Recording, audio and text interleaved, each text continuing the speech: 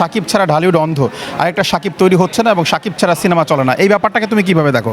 আমার ছবিতে তো সাকিব ছিল না, আমার ছবিতে বাপ্পি ছিল, অপু বিশ্বাস ছিল। আমি লাস্ট ছবির কথাই বলছি। আমি যে এখন নতুন ছবি যেটা বানাচ্ছি ওটার মধ্যেও সাকিব খান নেই, ওটার মধ্যে আছে রোশন বুবলি। আমার কাছে ছবির জোরটা অনেক বেশি। সাথে দেবাশিস দা, নতুন করে পরিচয় করে দেওয়ার মতো কিছু নেই। দেবাশিস দা, সিনেমা দেখতে এসছো ঈদের মতো একটা ফেস্টিভ্যালে, কেমন উপভোগ করছো? আমি সবসময় উপভোগ করি সিনেমা তো আমার কাছে একটা ধর্মের মতো। আর ঈদের যে কটা সিনেমা জবেই রিলিজ হয়েছে, যে কোনো ঈদেই আমি কম বেশি চেষ্টা করেছি সবগুলো ছবি দেখার। তো আজকে কোরবানি ঈদের প্রথম আজকে দেখতে এসেছি ডার্ক ওয়ার্ল্ড, এবং একে একে আমি বাকি সবগুলো ছবিই দেখবো। আমি ময়ূরাক্ষী দেখবো, আমি তুফান দেখবো, আমি আগন্তুক দেখবো, আমি রিভেঞ্জ দেখবো, সব দেখবো। কিন্তু আজকে এসছি হলো প্রথম শুরু করলাম আর কি ডার্ক ওয়ার্ল্ড দিয়ে। তো একটা নতুন ছেলে মুন্না খান, হয় কি নতুনদেরকে একটু পেট্রোনাইজ করতে হয়, একটু আমরাই যদি নিজের লোকরা আমরা যদি পেট্রোনাইজ না করি তাহলে তো হবে না। উৎসাহের একটা জায়গা থাকতে হয়, দিতে হয়। তো সেই জায়গার থেকে এসছি, অর্ধেক দেখেছি, ইন্টারভেলে আছি। এখন পর্যন্ত ছবি ঠিকঠাক ঠিক গতিতে যাচ্ছে। এখন দেখি ইন্টারভেলের পরে কি হয়।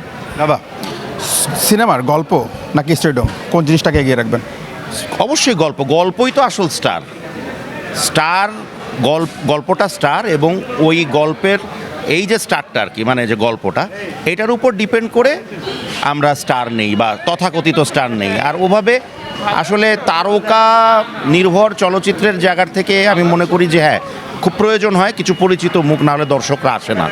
এবং এটা আমরাও যখন সিনেমা দেখে আসি যে আচ্ছা এ আছে, ও আছে, সে আছে, কিন্তু সেগুলো যদি চরিত্রের প্রয়োজনে হয় আরও বেটার হয়। দাদা, ঈদের ফেস্টিভ্যালে একটা বাড়তি অ্যাডভান্টেজ পাওয়া যায়, সেটা হচ্ছে দর্শক কিন্তু খুব সহজেই ক্যাচ করে নেওয়া যায়। ঈদের পরে সেই জায়গাটা কি তোমার কাছে মনে হয় যে ওই জায়গাটা আসলে বেশি পরীক্ষার সম্মুখীন হতে হয়? মোটেও না। আমাদের সময় আমরা যখন থেকে ছবি করি বা আমরা যখন থেকে বাবাদের ছবির সময় থেকে দেখে এসেছি, এখন এটা একটা ট্রেন্ড হয়ে গেছে যে শুধু ঈদেই ছবি রিলিজ হয় বা ঈদের ছবি রিলিজ হলেই সেগুলো মানুষ দেখে। আমি মনে করি না। আমি যখন 2022 আমার লাস্ট ছবি যখন শ্বশুরবাড়ি জিন্দাবাদ 2 রিলিজ হলো, ওটা কিন্তু ঈদে রিলিজ হয়নি। ওটা পয়লা ফাল্গুন বা ভ্যালেন্টাইন ডে উপলক্ষে 11ই ফেব্রুয়ারি রিলিজ হয়েছিল। 13ই ফেব্রুয়ারি পয়লা ফাল্গুন, 14ই ফেব্রুয়ারি হচ্ছে ভ্যালেন্টাইন ডে। তো আমি তো কোনো অভাব অনুভব করিনি। আমার ছবি বেশ চলেছে, ভালো চলেছে। আসলে কি, ভালো ছবির যেরকম সংজ্ঞা নেই, আর ভালো ছবি একবার ভালো লেগে গেলে মানুষের, সেই ছবির জন্য কোনো নির্দিষ্ট তারিখও নেই। কিন্তু ঢালিউডে তো একটা কথা কথিত রয়েছে, এটা তোমার কানেও এসছে যে এখন এটা বাজেটের উপর ডিপেন্ড করে। আমার হয় কি, একজন অমিতাভ বচ্চনকেও যদি তুমি একটা এমন গল্পে নাও যে গল্পে অমিতাভ বচ্চনের প্রয়োজন নেই, সে ছবি কিন্তু অমিতাভ বচ্চনও বাঁচাতে পারবে না। তো শাকিব খান ডেফিনেটলি, শাকিব খান শুধু বাংলাদেশের নয়, আমি মনে করি 2 বাংলার একটা বড় তারকা, অনেক বড় তারকা, বাংলাদেশের তো বটেই, পাশাপাশি ওনার যে ক্যাপাবিলিটি আছে, উনি আন্তর্জাতিক মানের তারকা হওয়ার এভরি পসিবিলিটি আছে ওনার মধ্যে, যোগ্যতা আছে। তো এখন জিনিসটা হচ্ছে যে শাকিব খান নির্ভর চলচ্চিত্র, ডেফিনেটলি আমাদের চলচ্চিত্র শিল্প অনেকটাই তাই, কিন্তু তার মানে এই নন যে ওনাকে ছাড়াও ছবি আসলে ছবির জন্যই চলে। শাকিব খান, অবশ্যই শাকিব খানের ছবি, আমি যদি একটা ছবি বানাই শাকিব খান সাহেবকে নিয়ে, তাহলে আমি একটা বাড়তি অ্যাডভান্টেজ তো পাবোই, পাশাপাশি নিশ্চিত হওয়ার জায়গাটাও থাকবে যে আমার ছবি ভাই একবার হলেও দর্শক হলে এসে দেখবে, কারণ আমার ছবিতে শাকিব খান আছেন। এটা অনেক বড় বিষয়। দাদা, আমার লাস্ট প্রশ্ন, কারণ ইন্টারভ্যাল শেষ হয়ে যাচ্ছে, তুমি ভিতরে যাবা। তুফান সিনেমাটা টিজার তুমি দেখেছো, এবং এটা দেখার পরে তোমার কাছে কি মনে হয়েছে? কপি যে একটা রিউমার উঠেছিল, এই ব্যাপারটা, মানে তুফান সিনেমাটার টিজারের ভালো এবং মন্দ দিক বলো। পুরোটাই ভালো লেগেছে ভাই। কার কপি যে বলি আমরা প্রত্যেকেই কোনো না কোনোভাবে কিছু না কিছুর দ্বারা অনুপ্রাণিত।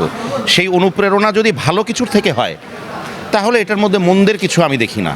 তো সুতরাং আমার কাছে পুরোটাই ভালো লেগেছে। কে কপি বললো, কি বললো, খোঁজ নিয়ে আমরা যদি খুঁজি, আমাদের যদি ওই মনোবৃত্তি থাকে যে একটু খুঁজে দেখি তো এটা কিসের কি, তাহলে তার হবে না। ভালো হচ্ছে, ভালোকে ভালো বলতে হবে। কপিও যদি ভালো হয় সেটা ভালো, শেষ কথা আমাদের। থ্যাংক ইউ দাদা। দেবাশিস দা খুব অল্প পরিসরে স্বল্প কথায় অনেক কিছু বুঝিয়ে দিলেন। প্রিয় দর্শক, ঈদের ফেস্টিভ্যাল চলছে।